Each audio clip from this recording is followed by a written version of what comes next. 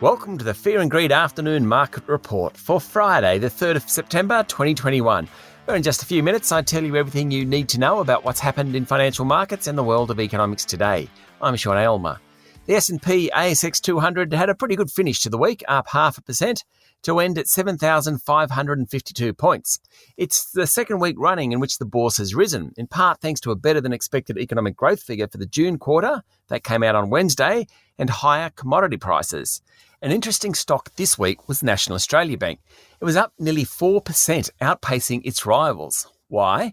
Because it has the highest exposure to the small business sector, and that group tend to do well when the economy's stronger. Mining and Metals Group South32 was one of the best performers for the week, up 13%, while BHP was among the worst of the large caps at least, down more than 5%, albeit went ex-dividend. Materials companies did best today, up 1.2%, while both the utilities and energy indices were up 0.8%. The tech index was the worst performer. It was a day for the miners. The best performer was battery metals miner Orocobre, up 7%. It's up 18% for the week.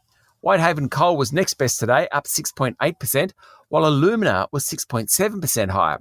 On the back of soaring alumina prices, that group is up 19% for the week. The worst performers today were BlueScope Steel and gold digger Ramelius Resources, both down 3%.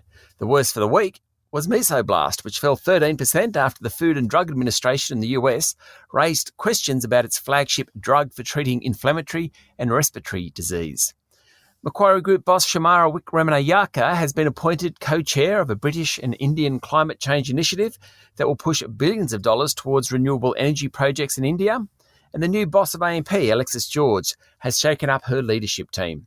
In economic news today, new vehicle sales jumped 33% last month compared to 12 months earlier, even though the lockdown in New South Wales hurt sales. That was according to the Federal Chamber of Automotive Industries. And online retail spending reached a record $3.7 billion during July, up 19% from June, according to the Bureau of Statistics. Just recapping Wall Street, the S&P 500 closed up 0.3%. The Dow Jones Industrial Average ended 0.4% higher and the tech-heavy Nasdaq finished slightly lower. That's it for the afternoon market report for Friday, the 3rd of September 2021. Join me tomorrow morning for the weekend edition of Fear and Greed, where I run through all the biggest stories of the week. And then on Sunday, when I'm joined by fellow Fear and Greeders, Adam Lang and Michael Thompson, for a chat about what they found interesting during the past 7 days. I'm Sean Aylmer. Enjoy your evening.